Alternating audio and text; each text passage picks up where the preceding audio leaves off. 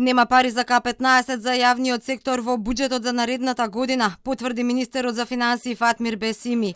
Иако синдикалците на протестот во неделата побара исплата на К15 за цела администрација, Бесими вели во буџетот за наредната година нема пари ниту за 25.000 вработени во јавниот сектор кои годинава добија регрес од 9.000 денари. Министерот не објасни дали се планира пари да се обезбедат со ребаланс на буџетот, ниту дали се прифатливи барањата на ССМ К15 да добијат не само 25.000, туку сите околу 130.000 административци. Значи да 22 нема планирана К15. 21 е како што беше и со ребалансот кога се отвори ова прашање, предвидено и се исплаќа. Значи 22 нема, 21 тоа што е планирано во ребалансот, дополнително средства нема, но тоа што е планирано таму се исплаќа за 21, за 22 нема.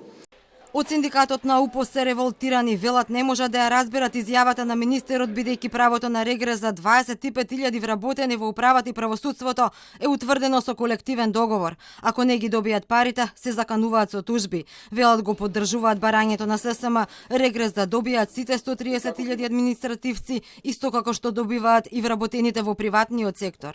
Регрес за годишен номер за 25.000 вработени изнесува 4 милиони евра, исто колку што минатата година се дадоа од буџетот на државата на политичките партии.